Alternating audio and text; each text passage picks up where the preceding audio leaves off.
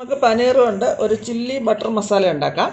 അതിനായിട്ട് ഞാനിവിടെ 1/2 കിലോ പനീർ എടുത്തിട്ടുണ്ട്. ഇനി അതിനകത്തേക്ക് കുറച്ച് ഉപ്പ്, ഒരുപാട് ഇടണ്ട, കുറച്ച് ഉപ്പിടുക. ഇതിന് വന്ന് കുറച്ച് ഉപ്പിടണം. പിന്നെ നമുക്ക് അവസാനം വേണ്ടുന്ന ഉപ്പൊക്കെ ചേർത്ത് കൊടുക്കുക. പിന്നെ വേണ്ടുന്നത് കുറച്ച് മുളക് പൊടിയാണ്.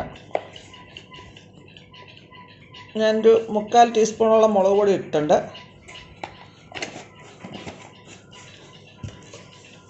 പിന്നെ അതിനകത്തേക്ക് വേണ്ട കോൺഫ്ലവറാണ്.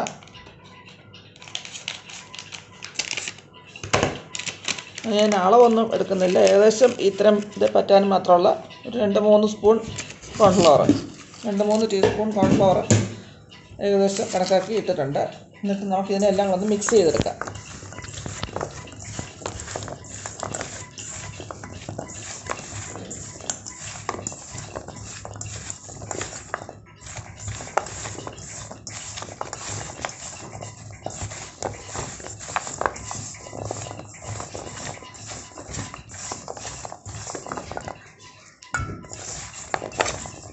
ഒരു 5 മിനിറ്റ് ഇത് റെസ്റ്റ് ചെയ്യാൻ വെക്കാം. നമ്മുടെ പനീറൊക്കെ ഒന്ന് റെഡിയാക്കി വെച്ചിട്ട് 5 മിനിറ്റ് ആയിട്ടുണ്ട്. ഇനി നമുക്ക് ഇതിനെ ഒന്ന് ഫ്രൈ ചെയ്തെടുക്കണം. അത് ബട്ടറിനകത്താണ് ഫ്രൈ ചെയ്യുന്നത്. അതിനായിട്ട് ഞാൻ ബട്ടർ എടുത്തിവിടെ വെച്ചിട്ടുണ്ട്. ഇനി അത് അൺസോൾട്ടഡ് ബട്ടറാണ്. ഇനി പാൻ എടുത്ത് വെച്ച് ചൂടായി കഴിയുമ്പോൾ വെള്ളമൊക്കെ വറ്റണം. വറ്റിക്കഴിയുമ്പോൾ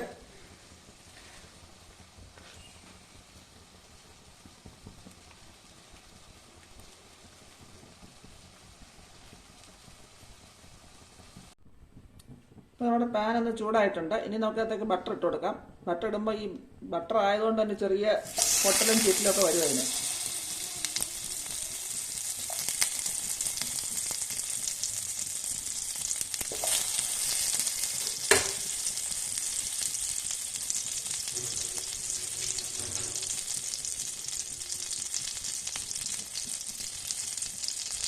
തീ കുറച്ച് വേണം ബട്ടർ ഇടാൻ, എങ്കിൽ കരിഞ്ഞു പോവും.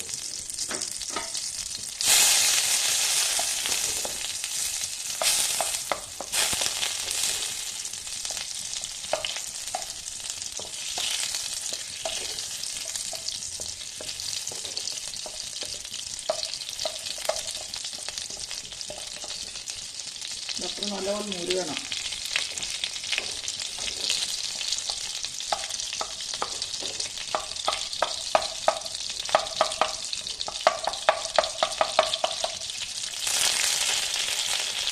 ഇതിനകത്തൊക്കെ പനീർ ഇട്ട് കൊടുക്കാം. ഇച്ചിരി ദൂരെ നിന്ന് ഇട്ട് കൊടുക്കണം, അല്ലെങ്കിൽ ചിലപ്പം തെറിക്കും ഇതിനകത്ത് പനീർ ബട്ടർ.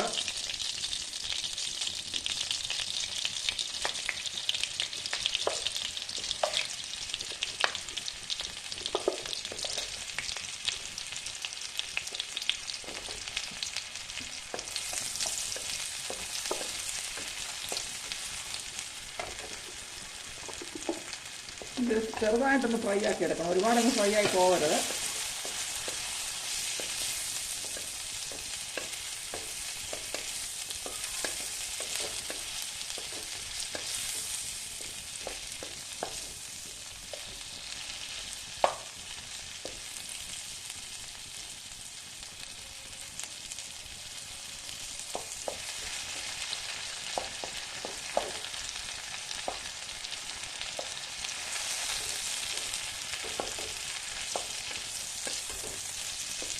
ഫ്രൈ ചെയ്യുമ്പോഴത്തേക്കും ലോ ഫ്ലെയിമിലിട്ട് ഫ്രൈ ചെയ്യാവുള്ളൂ.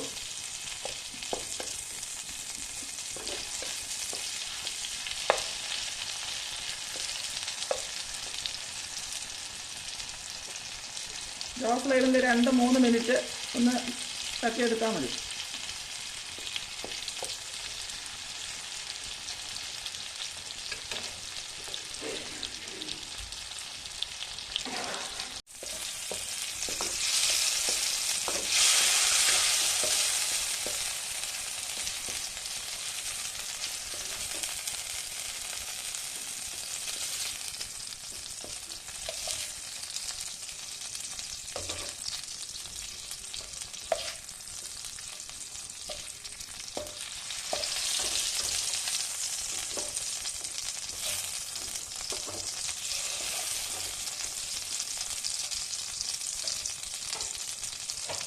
ഇങ്ങനെ ആയി വരും. ഇനി ബാക്കിയുള്ള പനീറിനെ കൂടെ നമുക്ക് ഇതുപോലെ ഒന്ന് ഫ്രൈ ആക്കി എടുക്കാം.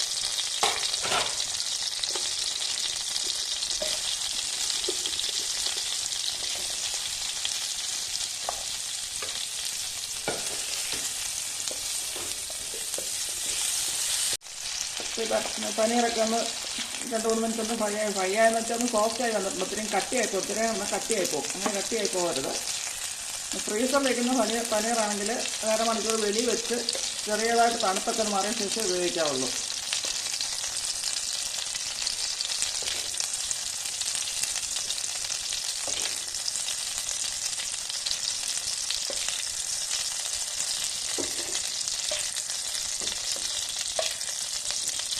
പരുവത്തിലാവും ഇത്. ഇപ്പം നമ്മുടെ പനീറെല്ലാം ഫ്രൈ ചെയ്ത് ഞാൻ വെച്ചിട്ടുണ്ട്. ഇനി നമുക്ക് ഇതിന് വേണ്ടുന്ന ബാക്കി സാധനങ്ങൾ എന്തൊക്കെയാണെന്ന് നോക്കാം. ഇനി നമുക്ക് ഇതിനകത്തേക്ക് ചേർക്കാൻ വേണ്ടിയിട്ട് ഒരു 4 സവാള എടുത്ത് വെച്ചിട്ടുണ്ട്. അത് 2 എണ്ണം വലിയതും 2 എണ്ണം മീഡിയം സൈസുമാണ്. പിന്നെ വേണ്ട 4 ചെറിയ തക്കാളിക്ക, തീരെ ചെറിയ തക്കാളിക്ക മതി. വലിയതാണെങ്കിൽ 2 എണ്ണം മതി.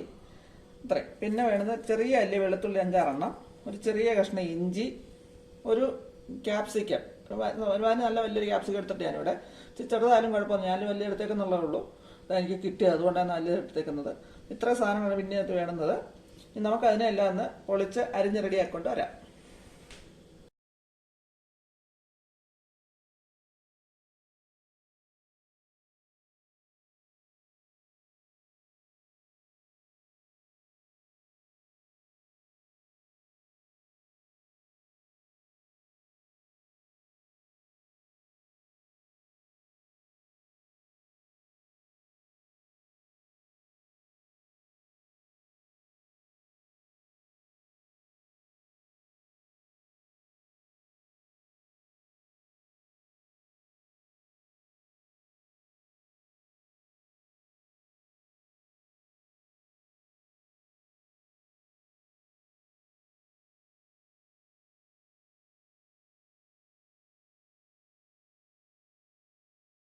അപ്പോൾ നമ്മളിവിടെ സവാള, ക്യാപ്സിക്കം, തക്കാളി എല്ലാം അരിഞ്ഞു വെച്ചിട്ടുണ്ട്. ഇഞ്ചി വെളുത്തുള്ളി വെച്ചിട്ട് അത് മിക്സിക്ക് എത്തിട്ടൊന്ന് ചതച്ചെടുത്തോണ്ട് വരണം.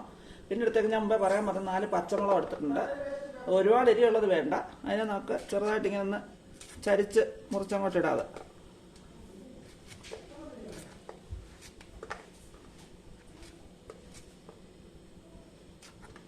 കടിക്കുമ്പം പച്ചമുളകും ക്യാപ്സിക്കും ഒക്കെ ഉള്ളതുകൊണ്ട് പിള്ളേരൊക്കെ സൂക്ഷിച്ച് കഴിച്ചോളുമായിരിക്കും. ഇനി നമുക്ക് ഇതിനെ ഒന്ന് മിക്സിക്കകത്ത് ചതച്ചോണ്ട് വരാം. നമ്മൾ ഇഞ്ചിയും വെളുത്തുള്ളി ഒന്ന് ചതച്ചെടുത്തിട്ടുണ്ട്. ഒത്തിരി അരയണ്ട, എന്നാൽ തീരെ കഷ്ണമായിട്ടേക്ക് ഞാൻ ചതച്ചെടുത്ത് വെച്ചിട്ടുണ്ട്. കടിക്കാനൊക്കെ കിട്ടണം. അത് പരുവത്തിലാക്കി വെച്ചിട്ടുണ്ട്. ഇനി നമുക്കിതിനെ എല്ലാം ഒന്ന് വഴറ്റിയെടുക്കണം.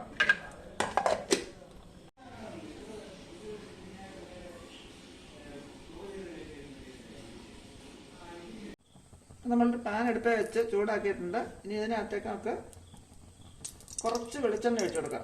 അത് വഴറ്റാൻ മാത്രം ഒരു അരത്തടം വെളിച്ചെണ്ണ ഒഴിച്ചിട്ടുണ്ട്.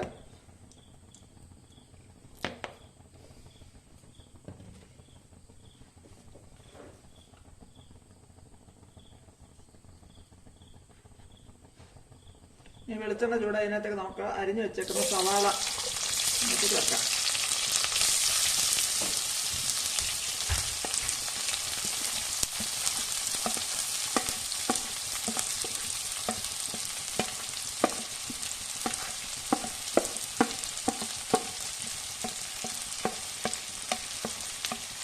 ഈ ഒരു മീഡിയം ഫ്ലെയിമിൽ വെക്കണം. ഇട്ട് നമുക്ക് ഇതിനകത്ത് ഇച്ചിരി ഉപ്പ് ഇട്ട് കൊടുക്കാം.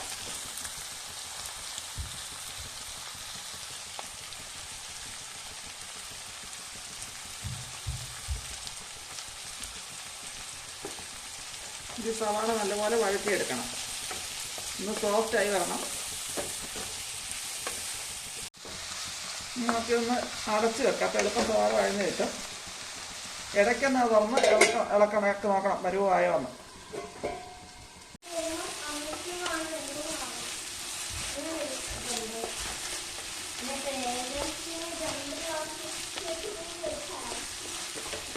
പനീർ ഫ്രൈ ചെയ്ത് പാനിനകത്ത് തന്നെയാണ് ഇതെടുക്കുന്നത്, ഉള്ളിയൊക്കെ വഴറ്റി എടുക്കുന്നത്.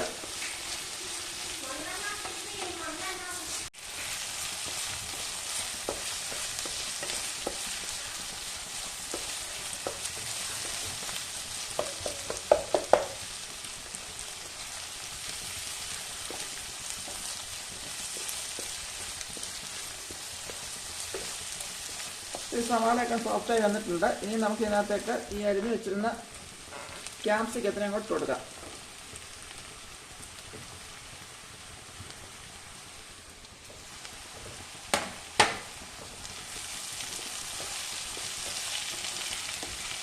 തക്കാളി അവസാനം ചേർത്താൽ തക്കാളി എളുപ്പം അങ്ങ് വെന്ത് വരും. എന്നാൽ അവസാനം ചേർത്താൽ മതി.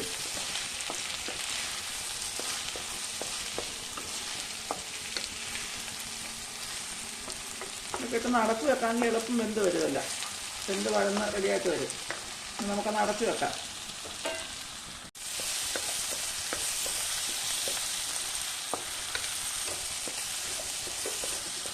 ഇത് ഇടയ്ക്കിടയ്ക്ക് ഇളക്കി കൊടുക്കണം. ഒന്നുകൂടെ ഒന്ന് വഴന്ന് വരണം.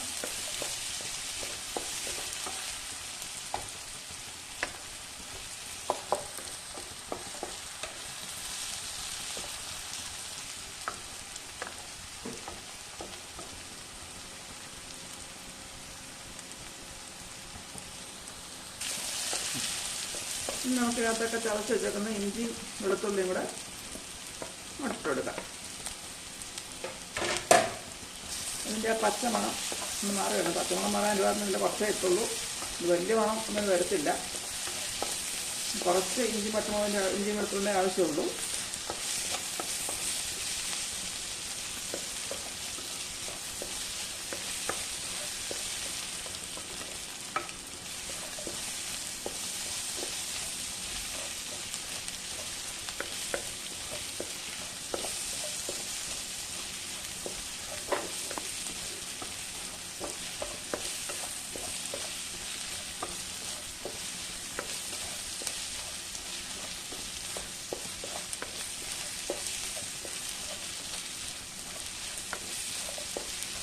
നമുക്കിതിനകത്തേക്ക് അരിഞ്ഞ് വെച്ചേക്കുന്ന തക്കാളിയും കൂടെ ഇട്ട് കൊടുക്കാം. അപ്പം നമ്മൾ ഇഞ്ചിയുടെയും വെളുത്തുള്ളിയൊക്കെ മണം ഒന്ന് മാറിയിട്ടുണ്ട്.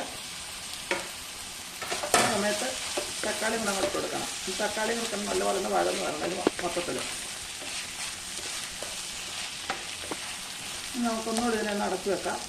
തക്കാളി ഒന്ന് വെന്ത് വരും.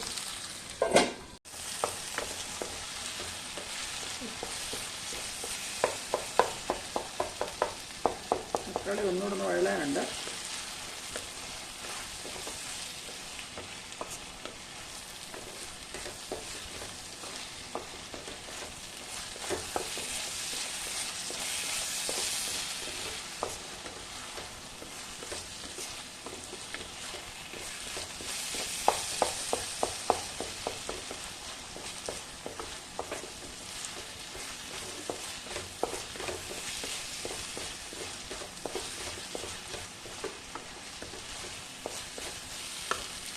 തക്കാളി വഴലുമ്പോഴത്തേക്ക് നമുക്ക് ഇച്ചിരി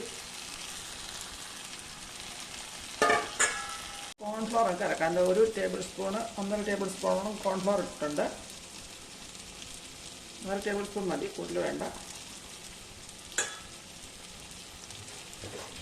അതിനകത്തേക്ക് നമ്മൾ ഒരു 3/4 ടീസ്പൂണോളം മുളക് പൊടി ഇട്ടിട്ടുണ്ട്.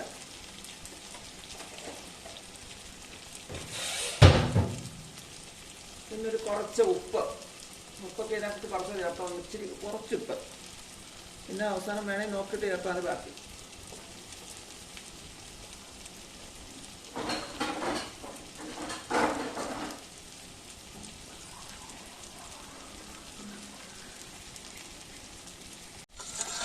നമ്മൾ കോൺഫ്ലവറിലേക്ക് 1.5 ഗ്ലാസ് വെള്ളം ഒഴിച്ചിട്ടുണ്ട്.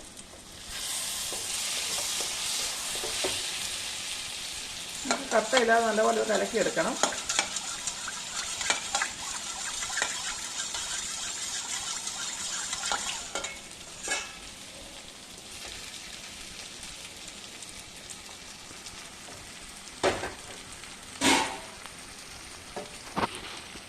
നമുക്ക് അരിഞ്ഞു വെച്ചിരുന്ന പച്ചമുളക് ഇതിനകത്ത് ചേർത്ത്, പച്ചമുളകൊന്നും ഒത്തിരി മൂത്ത് പോകണ്ട,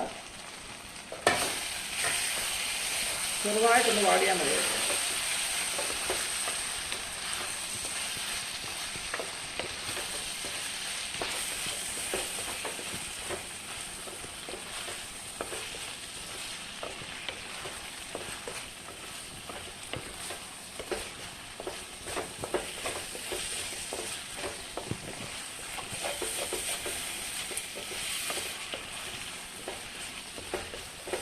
തക്കാളിയും സവാളയും ക്യാപ്സിക്കവും പച്ചമുളകും എല്ലാം കൂടെ ഒന്ന് പരുവത്തിനായി വന്നിട്ടുണ്ട്.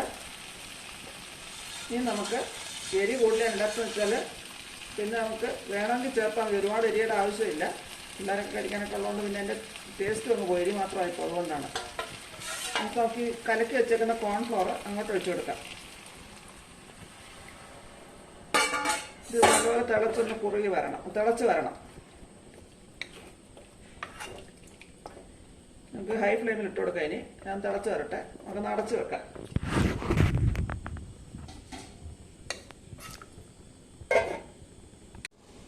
നമുക്ക് ഇതിനെ തുറന്ന് നോക്കാം. തിളച്ച് വരുന്നുണ്ട്. ഇനി നമുക്ക് ആ ഫ്രൈ ചെയ്ത് വെച്ചിരുന്ന പനീറിനെ അങ്ങോട്ട് ഇട്ട് കൊടുക്കാം. തീ ഒന്ന് സ്ലിമ്മാക്കി വെക്കണം, ലോ ഫ്ലെയിമിലാക്കി വെക്കണം. വെച്ച് നമുക്ക് ഈ വറുത്ത് വെച്ചിരുന്ന പനീറിനെ അങ്ങോട്ട് ഇട്ട് കൊടുക്കാം.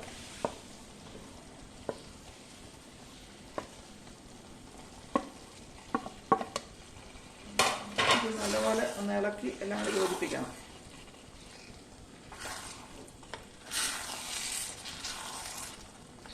ഈ സമയത്ത് ഉപ്പും ഒക്കെ നമുക്ക് നോക്കാം.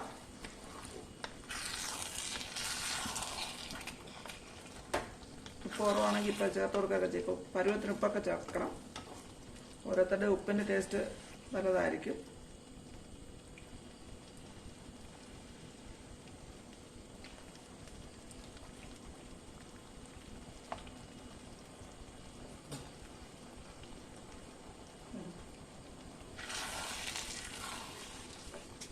ഇച്ചിരി ഉപ്പൂടാവാം.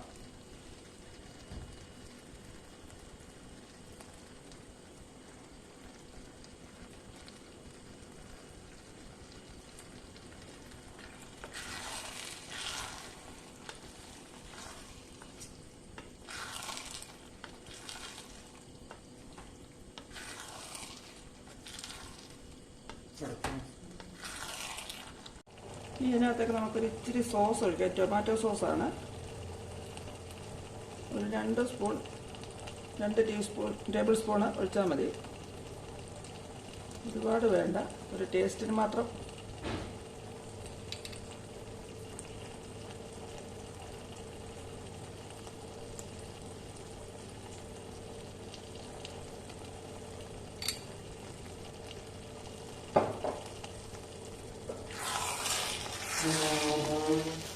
ഇത്ര നല്ല ചില്ലി സോസ് ഒഴിക്കാം. ഞാൻ ഗ്രീൻ ചില്ലി സോസാണ് ഒഴിക്കുന്നത്. റെഡ് ചില്ലി ഉണ്ടെങ്കിലും കുഴപ്പമൊന്നുമില്ല. 2 സ്പൂൺ ഒഴിച്ചാൽ മതി.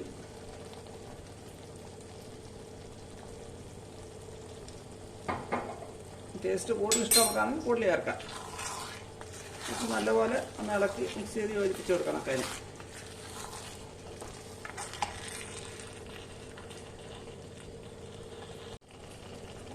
കറിയൊക്കെ റെഡി ആയിട്ടുണ്ട്. ഇനി നമുക്കൊരു ഇച്ചിരി കസൂരി മെത്തി പൊടിച്ച് ചേർക്കാം. ഇച്ചിരി കസൂരി മെത്തി ഞാൻ കയ്യിലെടുത്തിട്ടുണ്ട്. ഒരു ചെറിയ സ്പൂണ്, ഒരു സ്പൂണ്. അതിനെ നമ്മൾ കൈവെള്ളക്കി വെച്ച് നല്ലപോലെ പൊടിക്കാം. ചൂടാക്കി പൊടിച്ചാലും കുഴപ്പമില്ല. ഞാൻ ചൂടാക്കുന്നില്ല, അല്ലാതെ പൊടിച്ച് ചേർത്താൻ നല്ല മണമുണ്ട്. അതിൻ്റെ ചെറിയ ടേസ്റ്റും വരും. മല്ലിയില വേണ്ട, സ്വാദ് ഇഷ്ടമുള്ളവർക്കാണെങ്കിൽ മല്ലിയില ചേർക്കാം. ഞാൻ മല്ലിയില ചേർക്കുന്നില്ല. കസൂരി മെത്തി നല്ലപോലെ വെച്ച് പൊടിച്ച് ഇങ്ങനെ അങ്ങോട്ട് ചേർത്താൽ മതി. അതിന് ഇതൊന്ന് ഇളക്കി കൊടുക്കാം.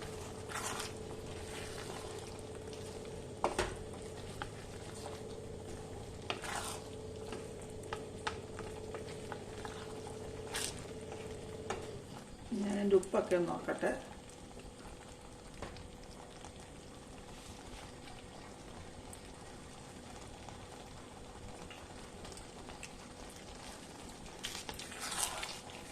ഉപ്പൊക്കെ പരുവത്തിനുണ്ട്, ടേസ്റ്റൊക്കെ ഉണ്ട്.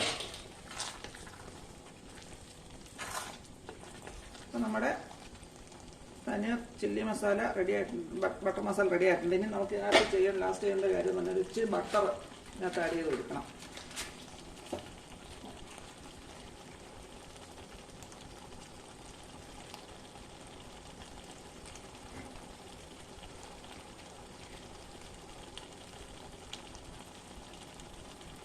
ചെറിയ കഷ്ണം ബട്ടർ അതിനകത്ത് ചെറിയ പീസാക്കി ഇട്ട് കൊടുത്താൽ മതി.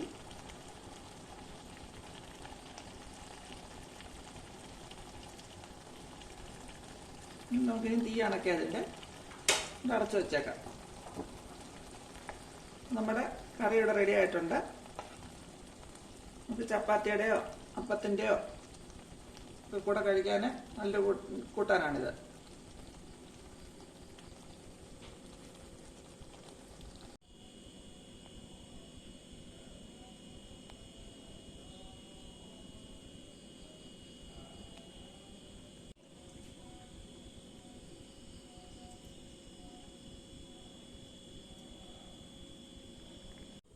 ഇനി നമുക്ക് ഇത് സെർവിങ് ബൗളിലോട്ട് മാറ്റിയെടുക്കാം.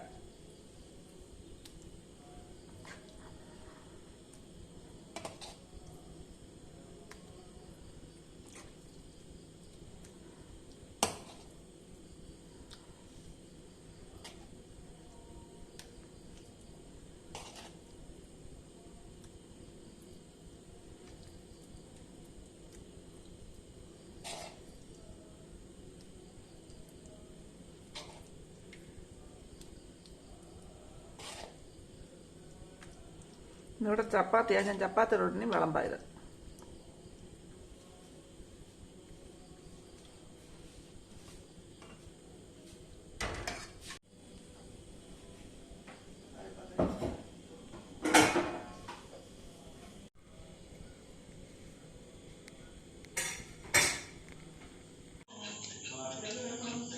അങ്ങനെ റെഡി ചപ്പാത്തി കറിയും കൊള്ളാമോ?